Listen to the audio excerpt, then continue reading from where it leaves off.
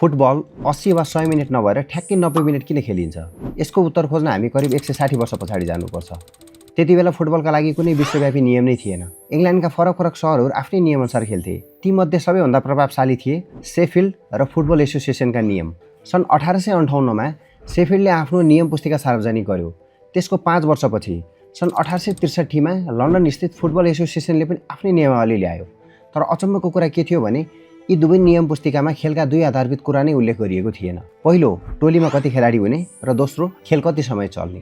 त्यसैले जब शेफिल्ड र football association अन्तर्गतका क्लबहरू आम्ने सामने हुन्थे, खेल सुरु हुनु अघि नै केही आधारभूत कुरामा सहमति गर्नुपर्ने अवस्था थियो र सबैभन्दा ठूलो प्रश्न एउटै हुन्थ्यो, खेल आखिर कति समय चलाउने। सन् 1866 मा भएको एउटा ऐतिहासिक खेलले यसको उत्तर दियो। शेफिल्ड र फुटबल एसोसिएसन बीच भएको खेलका लागि 90 मिनेटको अवधि तय गरियो। यो कुनै वैज्ञानिक अध्ययनबाट तय भएको समय थिएन। त्यो समयको दुई फरक नियमबीच भएको एउटा व्यावहारिक सहमति मात्र थियो। तर यही सहमति बिस्तारै अन्य क्लबहरूले पनि अपनाउन थाले र केही दशकमै 90 मिनेट फुटबलको अलिखित मानक बन्न पुग्यो। अन्ततः सन् 1897 मा फुटबलको नियम बनाउने र संरक्षण गर्ने संस्था इन्टरनेसनल फुटबल एसोसिएसन बोर्ड आइएफएबीले पहिलोपटक खेलको अवधि 90 मिनेट हुने व्यवस्था नियममै समावेश गर्यो।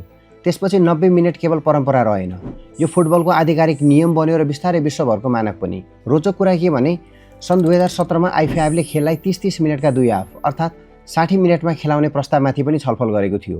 तर त्यति बेलासम्म 90 मिनेट केवल नियम थिएन, यो विश्व फुटबलकै संस्कृतिको हिस्सा बनिसकेको थियो। त्यसैले आज विश्वको जुनसुकै कुनामा फुटबल खेलिए पनि खेल ठ्याक्कै 90 मिनेटकै हुन्छ।